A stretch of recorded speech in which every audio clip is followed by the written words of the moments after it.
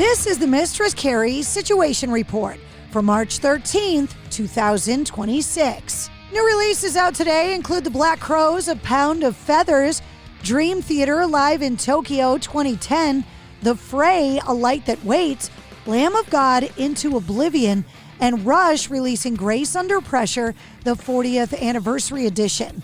Everlast has released a new single called Stones, produced by Yellow Wolf, and The Pretty Reckless have announced their upcoming 5th studio album, Dear God, is set for release on June 26th. They've also released a new single, When I Wake Up, today. Taylor Momsen and The Pretty Reckless are also going out on a fall headlining tour, with 2 stops in New England at the Hampton Beach Casino Ballroom on September 22nd and the House of Blues in Boston, Massachusetts on September 24th. Tickets go on sale to the general public next Friday, March 20th. David Gilmour's iconic black Stratocaster has just sold for $14.5 million at Christie's in New York, becoming the most expensive guitar ever sold in the process. The guitar, which David Gilmour played on Pink Floyd's Dark Side of the Moon, Wish You Were Here, Animals, and The Wall, where it's featured on the iconic solo from Comfortably Numb, was sold as part of an auction of guitars belonging to the late Jim Irsay, former owner of the Indianapolis Colts. He passed away last year. The Black Strat was previously bought for more than $3.9 million at another Christie's auction in 2022. The Black Strat beat the $6 million paid for the 1959 Martin D18E acoustic guitar played by Kurt Cobain during Nirvana's MTV Unplugged show. A Doug Irwin guitar played by Jerry Garcia during his final show with the Grateful Dead sold for $11.5 million at the auction. Earlier this week, the U.S. Department of Justice and Live Nation reached a settlement in the DOJ's antitrust lawsuit against the concert giant.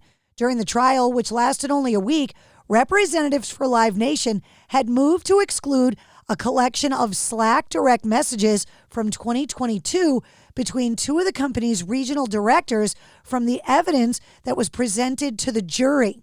The conversations are between Ben Baker, now head of ticketing for Venue Live Nation, and Jeff Weinhold, currently a senior director in the ticketing department. The two joked about overcharging and price gouging fans, saying, quote, robbing them blind, bragging in one exchange pertaining to Kid Rock in Tampa Bay, and being able to raise prices on ancillary services like parking seemingly at will, saying, quote, these people are so stupid, I almost feel bad taking advantage of them, ha ha ha ha ha. Live Nation's original court filing described the DMs as off-the-cuff banter, not policy, decision-making, or facts of consequence.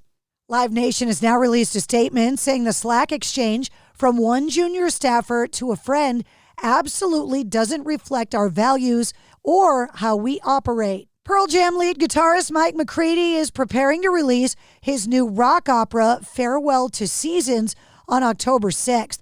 The multimedia set will find him teaming with Z2 Comics for both a graphic novel and a lost rock opera album to accompany it.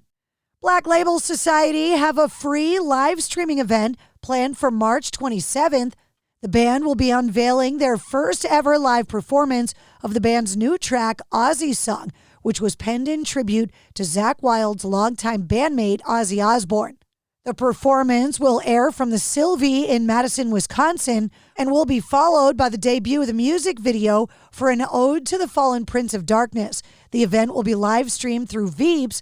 Ozzy's Song is set for inclusion on the Black Label Society 12th studio album, Engines of Demolition, which will be released on March 27th. Former Slipknot drummer Jay Weinberg and the Reverb Shop are selling off his Slipknot memorabilia starting on March 18th.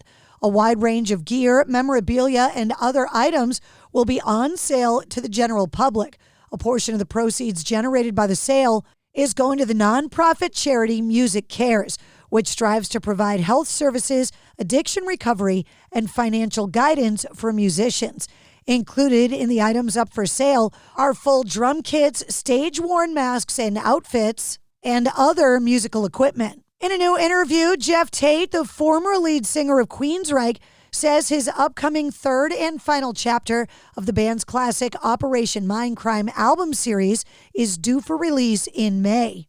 The album's first single, Power, is expected to be released next week. Following 1988's Operation Mindcrime and 2006's Operation Mindcrime 2, he said this is the third and final album in the series.